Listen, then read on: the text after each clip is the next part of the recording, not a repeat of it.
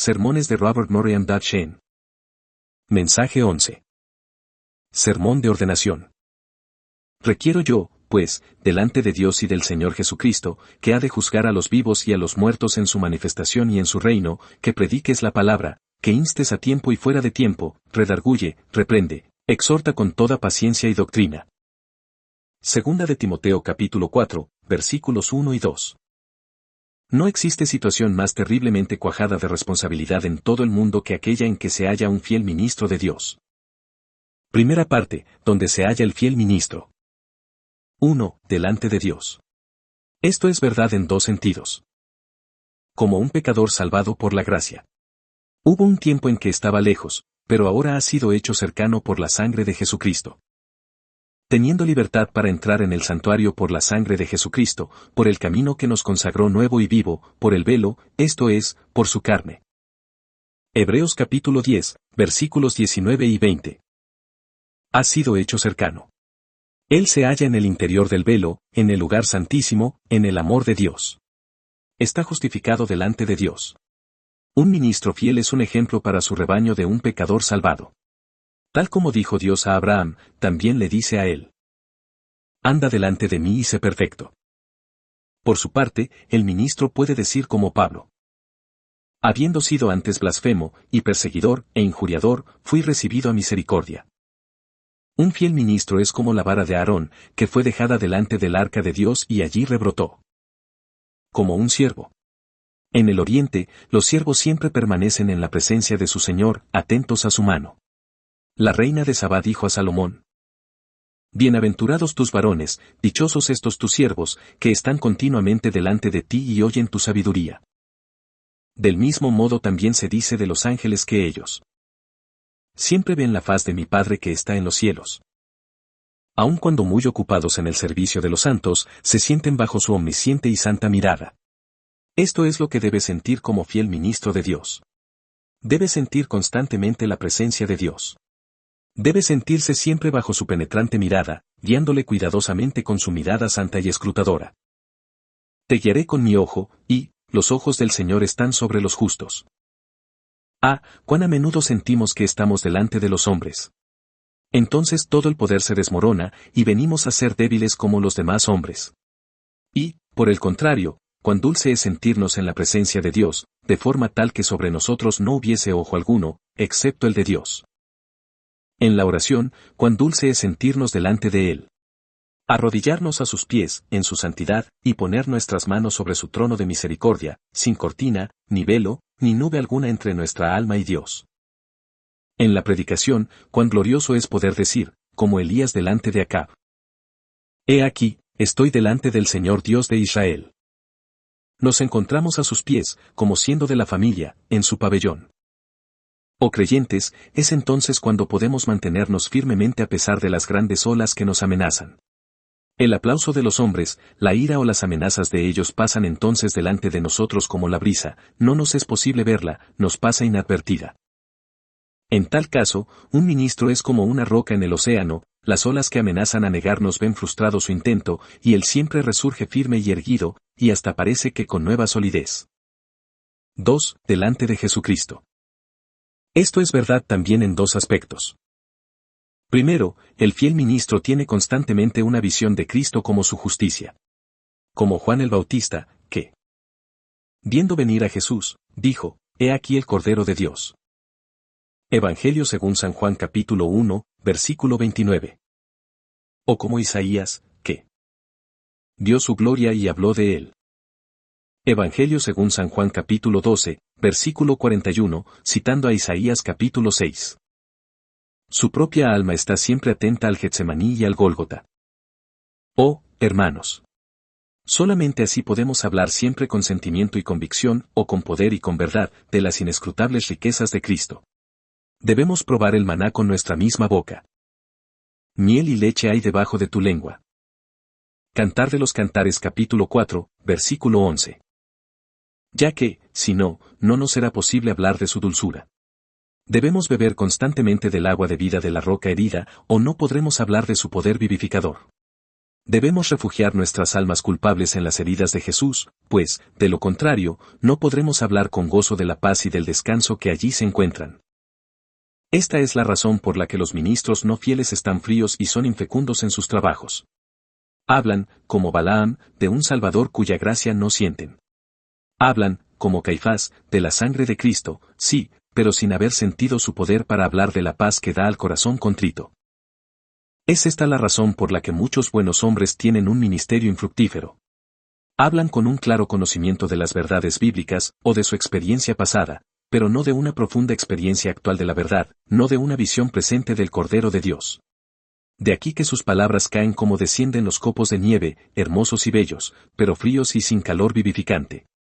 Que el Señor nos conceda estar en la presencia de Jesucristo. Segundo, el fiel ministro debe sentir la presencia de su Salvador resucitado y vivo. Un ministro debe estar como la esposa en el Cantar de los Cantares, apoyada sobre su amado. Esta fue la fortaleza de Jeremías: no temas delante de ellos, porque yo soy contigo para librarte. Jeremías capítulo 1, versículo 8.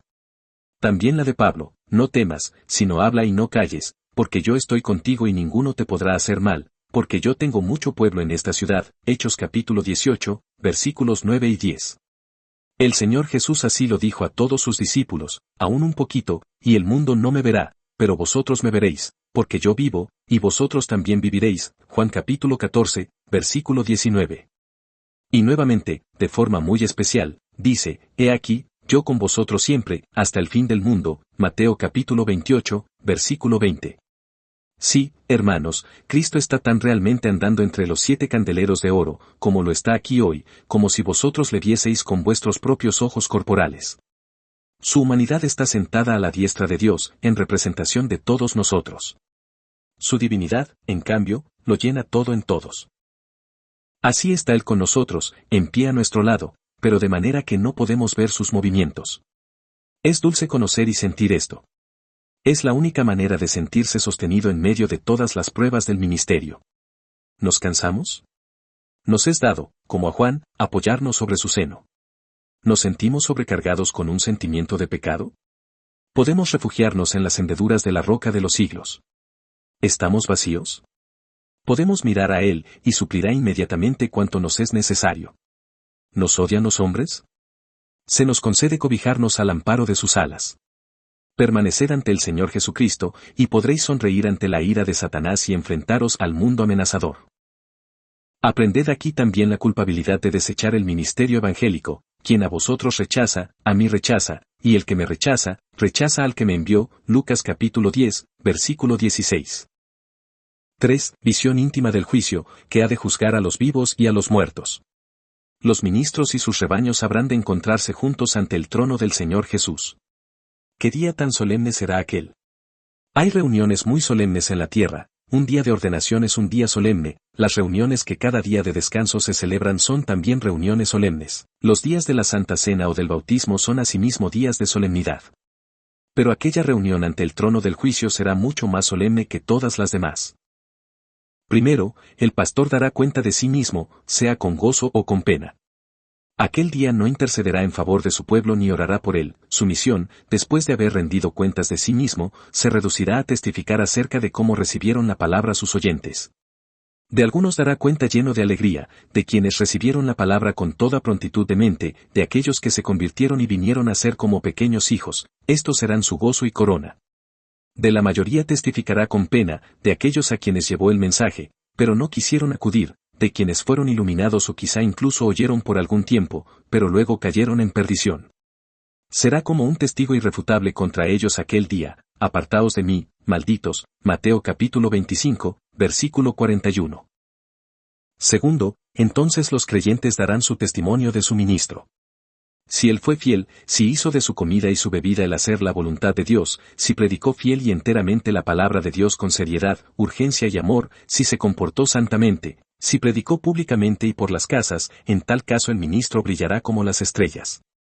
En cambio, si fue infiel, si buscó su propio alimento más que el de su rebaño, si no buscó la conversión de las almas, si no trabajó con miras a producir el nuevo nacimiento de los inconversos, si miró solo por sus propios intereses, su propia salud o su alabanza y no por las almas, entonces maldecirán los no convertidos en su ruina al hombre miserable que los engañó, y Dios dirá, tomad al siervo inútil, y atado de pies y manos, echadlo en las tinieblas de afuera. Mateo capítulo 25, versículo 30. Oh, creyentes. Es la obligación de los ministros predicar con la visión siempre presente de tan solemne día. Debemos permanecer, como Abraham, mirando hacia el humo de Sodoma, como Juan, oyendo la nueva canción y el nuevo cántico que acompañan las arpas de oro en la Nueva Jerusalén. ¿No hace huir el temor del hombre el tener tal visión? ¿No hace ello que tengamos premura en predicar? Debéis lograr que las almas realmente se refugien en Cristo o, de otro modo, las veréis como son arrojadas al fuego de la eternidad. Oh, hermanos. ¿No digo yo con razón que el lugar en que se halla el ministro es el más solemne del mundo? 2. La gran ocupación del fiel ministro. Es descrita de dos maneras. Primero, de modo general, predicar la palabra. Segundo, entrando en detalle, redarguir, reprender, exhortar. 1. Predicar la palabra, la gran obra del ministro, en la que debe radicar su fortaleza de cuerpo y mente, es la predicación. Por flaco y despreciable, o loco, en el mismo sentido en que llamaron a Pablo loco, que pueda parecer es el gran instrumento que Dios tiene en sus manos, por el que los pecadores serán salvos y los santos serán hechos aptos para la gloria. Plugo a Dios, por la locura de la predicación, salvar a los que creen. Fue para ello que nuestro bendito Señor dedicó los años de su propio ministerio. Oh, cuánta honra ha dado Jesús a la obra de la predicación, al predicar él en las sinagogas, o en el templo, o bien sobre las quietas aguas del mar de Galilea. ¿No hizo él a este mundo como el campo de su predicación? Esta fue la gran obra de Pablo y de todos los apóstoles. Por esto dio el Señor el mandamiento, id por todo el mundo y predicad el Evangelio, Marcos capítulo 16, versículo 15. Oh, hermanos, esta es nuestra gran obra. Buena obra es visitar a los enfermos, y enseñar a los niños, y vestir a los desnudos. Bueno es también atender el ministerio del diaconado, también lo es escribir o leer libros. Pero la principal y más grande misión es predicar la palabra. El púlpito, como dijo Jorge Herbert, es nuestro gozo y trono. Es nuestra torre de alerta. Desde aquí hemos de avisar al pueblo. La trompeta de plata nos ha sido concedida. El enemigo nos alcanzará si no predicamos el Evangelio. El asunto, la palabra. En vano predicamos si no predicamos la palabra, la verdad tal como es en Cristo Jesús. Primero, no otro tema nos ha de ocupar. Vosotros sois mis testigos, Isaías capítulo 43, versículo 10. Juan vino por testimonio, para que diese testimonio de la luz, Juan capítulo 1, versículo 7. No podemos hablar de nada, sino solo de lo que hemos visto y oído de Dios. No es obra del ministro aclarar temas de sabiduría humana o exponer sus propias ideas o teorías, sino solo hablar de la gloria y hechos del Evangelio. Debemos hablar lo que se halle contenido en la palabra de Dios. Segundo, predicar la palabra, especialmente las partes más importantes. Si vosotros estuvieseis con un moribundo y supieseis que solo le queda media hora de vida, ¿de qué le hablaríais? ¿Le explicaríais cosas concernientes a alguna curiosidad de la palabra? ¿Le hablaríais de los mandamientos de Dios? ¿No le hablaríais más bien de su condición perdida en que se halla por naturaleza y de su estado de enemistad con Dios, urgiéndole a arrepentirse? ¿No le contaríais algo acerca del amor y de la muerte del Señor Jesucristo? ¿No le diríais algo del poder del Espíritu Santo?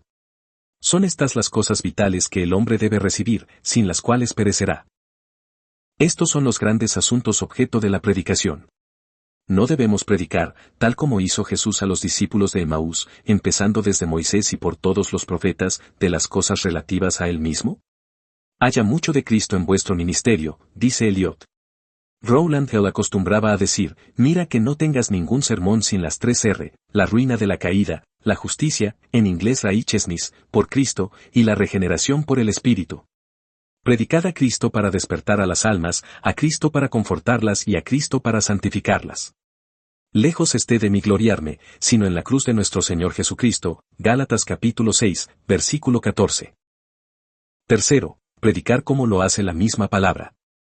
Quisiera sugerir humildemente a la consideración de todos los ministros, si no es nuestra obligación predicar la palabra de Dios en la forma en que se halla contenida en las mismas páginas sagradas. ¿No es la palabra la espada del Espíritu? ¿No debiera ser nuestra gran obra tomarla de su misma vaina, limpiarla de todo el moho que la empañe, y aplicar su penetrante filo a las conciencias de los hombres? Ciertamente, nuestros antepasados en el ministerio acostumbraban a predicar de esta manera. Brown de Addington acostumbraba a predicar como si no hubiese leído otro libro más que la Biblia. La verdad de Dios en su desnuda simplicidad es lo que el Espíritu querrá honrar y bendecir grandemente. Santifícalos en tu verdad, tu palabra es verdad. Juan capítulo 17, versículo 17. 2. Redarguir, reprender, exhortar. La primera obra del Espíritu sobre el corazón natural es redarguirlo de pecado. Aunque Él es el Espíritu de amor y la paloma es su símbolo, aunque sea comparado al dulce viento y a la suave brisa, a pesar de todo, su primera obra es convencer de pecado. Si los ministros están llenos del mismo Espíritu, empezarán la obra de la misma manera. Es el método que usualmente emplea Dios, despertar a los hombres y llevarlos a desesperar de su propia justicia antes de revelarles a Cristo. Así fue con el carcelero de Filipos. Sucedió igual con Pablo, que quedó ciego durante 3 días. Todo fiel ministro debe esforzarse en todo esto, introducir el arado sobre el terreno y no sembrar entre cardos y espinos. Los hombres deben ser humillados por las obras de la ley para ver su culpabilidad y miseria, o toda nuestra predicación es como herir el aire. Oh, hermanos. ¿Es este nuestro ministerio? Cumplámoslo sencilla y claramente. Me temo que la mayoría de nuestras congregaciones tienen numerosos miembros siguiendo un rumbo equivocado, navegando a favor de la corriente, estando a punto de introducirse en la eternidad no convertidos, no nacidos de nuevo. Hermanos, no nos agradecerán nuestras congregaciones en la eternidad el haberles hablado de cosas dulces a sus oídos carnales. No, hermanos, quizá puedan alabarnos ahora, pero nos maldecirán con todo su odio en la eternidad. Oh, por las entrañas de Jesucristo, que cada uno de nosotros sea ahora hallado fiel. Exhortar. La palabra original significa consolar, hablar como lo hace el Consolador. Esta es la segunda parte de la obra del Espíritu, guiar al alma a Cristo para hablarle luego de las buenas nuevas. Esta es la obra más difícil, o la parte más difícil del ministerio cristiano. Juan el Bautista hizo también esta obra, he aquí el Cordero de Dios. Juan capítulo 1, versículo 29. También Isaías, consolaos, consolaos, pueblo mío, dice vuestro Dios, Isaías capítulo 40, versículo 1. Tal fue la orden de nuestro Señor, id y predicad el Evangelio a toda criatura, Marcos capítulo 16, versículo 15. Tal nueva tan buena hace verdaderamente hermoso sobre las montañas los pies de sus anunciadores, Isaías capítulo 52, versículo 7, Romanos capítulo 10, versículo 15. El ministro tiene que predicar acerca de un todopoderoso, completo y libre Salvador divino. Y aquí yo quisiera hacer notar lo que a mí me parece un defecto en la predicación en mi amada Escocia. Muchos ministros están acostumbrados a mostrar a Jesucristo delante del pueblo. Exponen clara y bellamente el Evangelio, pero no urgen a los hombres a entrar en el reino. Ahora Dios dice, exhortad, rogad a los hombres, persuadid a los hombres. No solamente señalad la puerta abierta, sino compelid a los hombres a que entren por ella, Lucas capítulo 14, versículo 23. Oh, seamos más misericordiosos para con las almas, para que podamos poner nuestras manos sobre los hombres y los guiemos con suave y dulce contacto al Señor Jesús. 3. La forma. 1. Con toda paciencia. No hay gracia ni virtud que se necesite más que esta en el ministerio cristiano. Radica fuertemente para con los pecadores en el mismo corazón de Dios el Padre, es paciente para con cada uno de nosotros, no queriendo que ninguno perezca, segunda de Pedro capítulo 3, versículo 9. También abunda en el corazón del Señor Jesús. Cuán tiernamente clamó, Jerusalén, Jerusalén, cuántas veces quise juntarte, y no quisiste. Mateo capítulo 23, versículo 37. Y asimismo el Espíritu Santo también la tiene en su trato con los hombres. Pero, oh, cuánto tiempo lucha ahora, cuánto tiempo contiende con ellos. Queridos creyentes, si no hubiese luchado mucho tiempo con nosotros, hoy seríamos como la mujer de Lot, monumentos de la gracia resistida. Y ahora, los ministros han de ser también pacientes. Todos los hombres necesitamos del amor que todo lo sufre y soporta, y es amable, Primera de Corintios capítulo 13, versículo 7. A veces, cuando los pecadores son obstinados y de corazón endurecido, somos tentados a desesperar y abandonarlos, o a reprenderlos y regañarles fuertemente, como los discípulos que querían clamar que descendiese fuego del cielo, Lucas capítulo 9, versículo 54. Pero, hermanos, hemos de ser de otro espíritu. La ira del hombre no obra la justicia de Dios, Santiago capítulo 1, versículo 20. Necesitamos ser llenos del Espíritu de Cristo, y Él nos hará pacientes para con todos. Ese Espíritu nos hará clamar, cuantas veces quise. 2. Con doctrina. Algunos hombres predican huid, huid, sin mostrar al pecador de que tiene que huir. Y también, a veces, predican venid, venid, pero sin mostrar claramente el camino del perdón y de la paz. Estos hombres obran como lo haría uno que clamase corriendo alocadamente por la calle, fuego, fuego, pero sin decir en qué lugar se halla. En la predicación de los apóstoles observad la simple y clara declaración de la verdad, precedida de una exhortación ardorosa y patética. Esto ha sido siempre imitado por los ministros más juiciosos y que han logrado más verdadero éxito. Conviene que los ministros unan en sí mismos, en su ministerio, el carácter del querubín y el del serafín, es decir, el ángel del conocimiento y el del celo ardiente. Si deseamos ganar almas, hemos de señalar claramente el camino del cielo, en tanto clamamos, huid de la ira que vendrá, Mateo capítulo 3, versículo 7. Creo que no podemos describir la culpabilidad del hombre, su depravación total y el glorioso evangelio de Cristo demasiado claramente, que no podemos insistir con demasiada ansiedad a los hombres para que huyan y se zafen del lazo del diablo. Siempre, siempre quedaremos cortos, nunca nos excederemos en esto. O, si los pastores reuniesen el profundo conocimiento bíblico de Jonathan Edwards, la sencilla claridad de John Owen y los vehementes llamamientos y exhortaciones de Richard Baxter. 3. Con urgencia. Si se quemase la casa de un vecino, ¿no clamaríamos fuertemente usando urgentes imperativos? Si algún amigo nuestro se estuviese ahogando, ¿nos avergonzaríamos de esforzarnos hasta el máximo con tal de salvarle? Y ay, que las almas de nuestros vecinos están aún ahora en su camino de perdición eterna, están preparadas y a punto de hundirse en las profundidades de la perdición. ¿O, estaremos menos prestos para salvar sus almas inmortales de lo que lo estamos para salvar sus cuerpos? ¿Cuán ansioso estuvo Jesús en su ministerio salvador? Cuando llegó a Jerusalén y la tuvo frente a sí, lloró sobre ella, Lucas capítulo 19, versículo 41. También Pablo, cuán dispuesto estuvo siempre. Velad, acordándoos que por 3 años, de noche y de día, no he cesado de amonestar con lágrimas a cada uno, Hechos capítulo 20, versículo 31. También fue así Bittefield, aquel gran predicador casi nunca predicó sino desechó en lágrimas. Hermanos, hoy en día es necesaria la misma urgencia. El infierno es ahora tan amenazador y trágico como siempre lo ha sido. Los inconversos se abalanzan hacia él irremisiblemente. Y Cristo y su perdón son tan libres y tan al alcance de todos como siempre. Oh, cómo nos espantará y nos admirará nuestra tremenda tibieza cuando estemos en el cielo.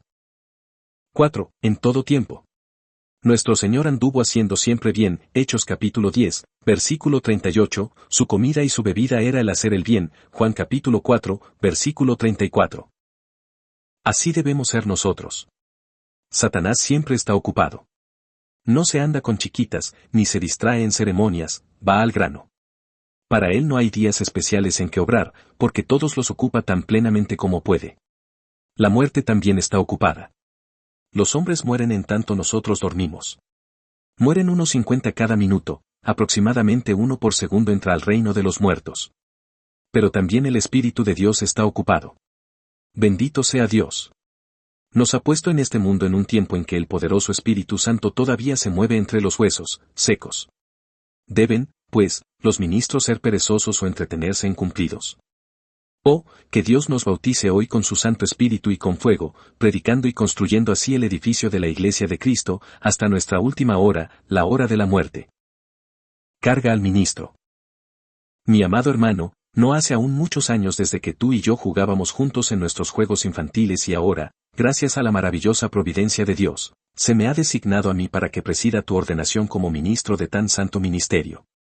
Ciertamente su camino se halla en la mar y su senda en lo profundo de las aguas. No creas, por tanto, que yo asumo una autoridad que no tengo. No puedo en modo alguno hablarte como un padre, sino como un hermano muy amado en el Señor. Por tanto, como a tal, recibe mis breves palabras, recíbelas como unos consejos, dedicados a ti. 1. Gracias a Dios que se dignó ponerte en el ministerio. Doy gracias a Dios que me tuvo por fiel poniéndome en el ministerio. A mí que soy menos que el más pequeño de todos los santos. Oh, hermano. Gracias a Dios porque te salvé, por haber enviado su Espíritu a tu corazón y conducirte a Cristo. Pero hoy hay una nueva ocasión y causa de gratitud con motivo de haberte puesto en el ministerio. Es el más grande honor que se puede alcanzar en este mundo.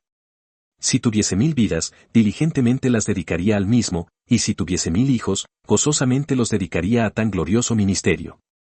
Ciertamente es de una responsabilidad tremenda.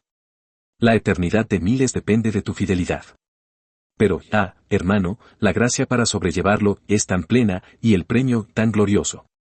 Si decía Paisón ya moribundo, si los ministros descubriesen la hermosura de Cristo, no podrían evitar el prorrumpir en aplausos de gozo y exclamar, yo soy un ministro de Cristo, soy un ministro de Cristo.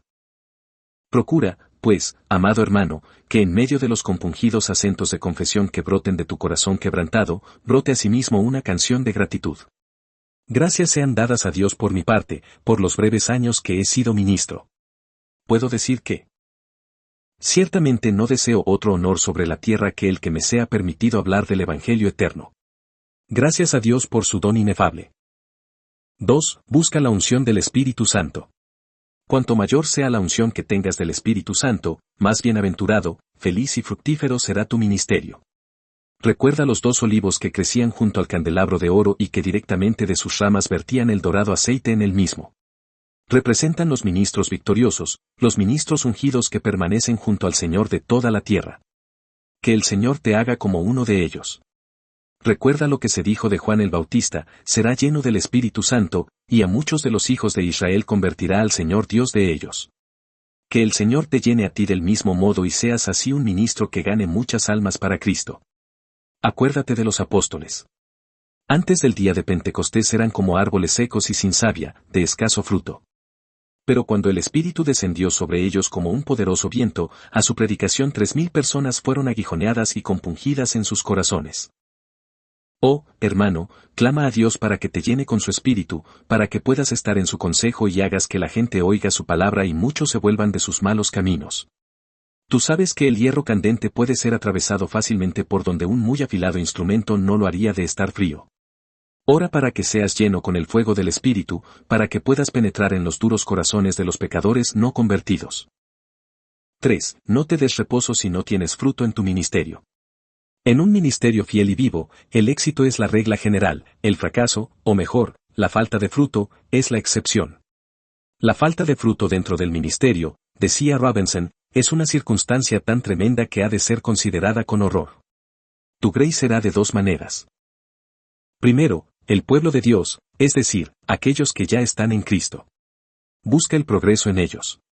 Dios dio a unos ciertamente pastores y a otros maestros, para la perfección de los santos. No olvides las palabras de Cristo, apacienta mis corderos, apacienta mis ovejas. Como Bernabé, sé un hijo de consolación. Exhórtales a seguir al Señor. Nunca digas, ya son salvos, ya puedo dejarles solos. Es un grave error hacerlo. Considera cómo Pablo trabajó más allá de sus fuerzas, confirmando a los discípulos. Por tanto, sé un ayudador a su gozo. No descanses hasta que no les hayas llevado a vivir conforme a las reglas puras y santas del Evangelio. Segundo, verás cómo la gran mayoría son no convertidos. Ve, hermano, dejadas las 99, ve tras la perdida. Deja tu hogar, tus comodidades, tu descanso, tu cama, tu todo, para nutrir a las almas perdidas. El Señor de Gloria dejó el cielo para cumplir tal misión. Basta con que el discípulo sea como su Señor. Se dice de Alleyne que era infinita e insaciablemente apasionado por la conversión de las almas. Rutherford escribió, dirigiéndose a su Grey, Dios es testigo de que vuestro cielo tiene para mí el valor de 2 cielos, y vuestra salvación para mí es como 2 salvaciones. El Señor te dé tal compasión celestial por los tuyos. No te des por satisfecho sin conversiones. A menudo encontrarás que hay un temblor, un movimiento entre los huesos secos, que los irá uniendo uno a uno, y que la piel y la carne los cubrirán, pero no habrá aliento, no habrá vida en ellos. Oh, hermano, clama entonces por el aliento de vida, por el hálito celestial del Espíritu Santo. No olvides que un pecador muy moral por fuera se halla en la misma condenación que el más vil de los pecadores. 4. Compórtate santamente. Creo, hermano, que tú has nacido de nuevo y por esto confío en Dios tocante a ti, que te guardará del mal. Pero afánate por una completa santidad de vida. Tu utilidad depende completamente de ello. Tu sermón dominical durará solo 1 o 2 horas, tu vida predicará durante toda la semana. Recuerda que los ministros son portaestandartes del Evangelio. Satanás tira sus dardos a menudo sobre ellos. Si pudiese hacer de ti un ministro codicioso, o amante del placer, o de la alabanza, o de los manjares deliciosos, arruinaría tu ministerio para siempre. Aunque llegaras a predicar por más de 50 años, con todo, tu ministerio sería nulo. Hermano, humíllate a los pies de Cristo e implora su Espíritu para que te haga santo. Ten cuidado de ti mismo y de la doctrina. 5. Y por último, sé un hombre de oración. Date a la oración y al ministerio de la palabra. Si no oras, probablemente Dios te quitará de la predicación, como hizo conmigo, para enseñarte a orar. Recibe tus textos de Dios, tus pensamientos, tus palabras, todo de Dios. En oración lleva los nombres de tu pequeña manada en tu corazón, como el sumo sacerdote del antiguo pacto, esfuérzate en favor de los no convertidos. Lutero se pasaba sus 3 mejores horas en la oración. John Walsh oraba 7 u 8 horas al día. Acostumbraba a tener sobre su lecho una capa, a fin de poder cubrirse con ella si se levantaba durante la noche. Hubo ocasiones en que su esposa le halló echado en el suelo durmiendo. Cuando ella se quejaba de ello, le respondía: «Oh, mujer. Tengo la responsabilidad de 3000 almas y no sé cuál es la situación de muchas de ellas. Que Dios derramase un espíritu tal de oración en ti y en mí, y sobre todos los ministros de nuestra bien amada Iglesia. Entonces veríamos los mejores días de Escocia. Te encomiendo fervorosamente a Dios». Carga a los creyentes. Queridos hermanos, confío que esto ha de ser el principio de muchos días bienaventurados para vosotros en este lugar. Los dones que recibimos en respuesta a la oración son los más dulces. Creo que vuestro querido pastor os ha sido concedido en respuesta a vuestras oraciones, porque no creo que vuestra maravillosa unanimidad proceda de otra fuente. 1. Amad a vuestro pastor.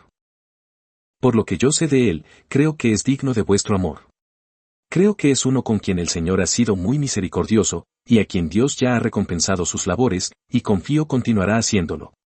Apreciadle en alto grado con amor por causa de su obra. Conocéis las ansiedades, tentaciones, penas y esfuerzos a que es llamado por vosotros. Pocas personas conocen los profundos abismos de ansiedad que se hallan en el seno de un pastor fiel. Amadle y reverenciadle tanto como podáis. No os hagáis de él un ídolo, esto destruiría su utilidad. Se llegó a decir de los Erskines que los hombres no podían ver a Cristo más allá de sus cabezas. Recordad que debéis mirar más allá de él y por encima de él. Aquellos que habían adorado a Pablo fueron quienes después le apedrearon. No hagáis piedra de tropiezo en sus flaquezas. Aún el sol contiene manchas, y hay flaquezas y debilidades en el mejor de los hombres. Cubridlas con caridad, no tropecéis en ellas. ¿Rehusaríais el oro por el hecho de que se os hubiese traído en un monedero andrajoso? ¿Rehusaríais el agua pura porque se os diese en una taza rota? El tesoro está depositado en un vaso de barro terreno. 2. Haced uso de vuestro pastor. Él ha venido con buenas nuevas de tierras lejanas. Venid y oíd. Primero, acatad con sumisión su ministerio. No viene en su propio nombre. El Señor es con él. Si le rehusáis, rehusáis a Cristo, porque Él es el mensajero del Señor de los ejércitos. Segundo, recibidle de buen ánimo en vuestros hogares. Viene, como su maestro, para buscar lo que se ha perdido, para vendar la perniquebrada, para dar fortaleza al flaco y para volver al descarriado. Todos vosotros le necesitáis, seáis o no convertidos. No olvidéis que pesa una terrible maldición sobre quienes no reciben los mensajes del Evangelio.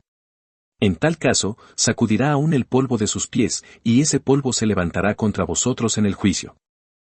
Tercero, no le turbéis llevándole asuntos mundanos, terrenales, pues su gran ocupación consiste en la salvación y santificación de vuestra alma. No es un hombre de negocios, sino un hombre de oración. Él se ha dado a sí mismo a la oración y al ministerio de la predicación de la palabra. Cuarto, acudid con entera libertad cuando se trate de problemas relativos a vuestras almas. La casa del pastor estuvo más concurrida que lo había acostumbrado a estar la taberna, comenta una historia que relata un avivamiento. Fueron felices tales días. No existe otro comercio en este lugar que deseara más ardientemente que fuese a la quiebra que este, el del tabernero. Es un comercio que destruye muchas almas. Cuánto me agradaría ver las tabernas vacías y la casa del pastor concurridísima. No dudéis nunca en acudir a él. Es vuestro deber y vuestro privilegio. Es vuestro deber, le alentará que lo hagáis y le mostrará cómo predicaros. Es vuestro privilegio, sé de muchos que fueron más bendecidos con una breve conversación que con muchos sermones. Quinto, sed breves. Contadle vuestro caso, oíd su palabra y marchaos. No olvidéis que su cuerpo es flaco y su tiempo precioso. Si prolongáis innecesariamente la visita, le robáis el tiempo, ya sea a otros o a Dios. Es difícil describir cuán gran bendición le significaría si hicierais consultas breves. 3. Hijos de Dios, orad por él. Orad por su cuerpo, que sea guardado sano y que su vida se prolongue muchos días. Orad por su alma, que pueda ser guardado humilde y santo, luz encendida que brille y que progrese espiritualmente. Orad por su ministerio, que pueda ser abundantemente bendecido, que sea ungido para anunciar las buenas nuevas. No haya oración vuestra, elevada particularmente o en el círculo de la familia, en que su nombre no sea presentado a Dios. Sostened sus manos alzadas, a fin de que Israel prevalezca sobre Amalek. 4. Almas no convertidas, no despreciéis esta oportunidad. Considero esta ordenación como una sonrisa del cielo para vosotros. Dios podía haber quitado ministros de esta ciudad en lugar de haberos concedido otros más. Creo que el Señor Jesús está diciendo, tengo mucho pueblo en esta ciudad. La puerta ha empezado a abrirse hoy. El Espíritu está empezando a brillar. Oh, que conocieseis el día de vuestra visitación. Este es el día de mercado, llamémosle así, el día de la gracia en este rincón extremo de la ciudad, y vosotros debéis venir a comprar. Oh, que conocieseis el día de vuestra visitación. Vuestro pastor viene con la trompeta de plata de la misericordia, ¿por qué habéis de convertirla en trompeta de juicio? Él viene con alegres nuevas de gran gozo, ¿por qué habréis de volverlas en tristes nuevas de destrucción sin fin? Él viene predicando el día acepto, agradable del Señor, ¿por qué haréis que se torne en el día de la venganza del Señor?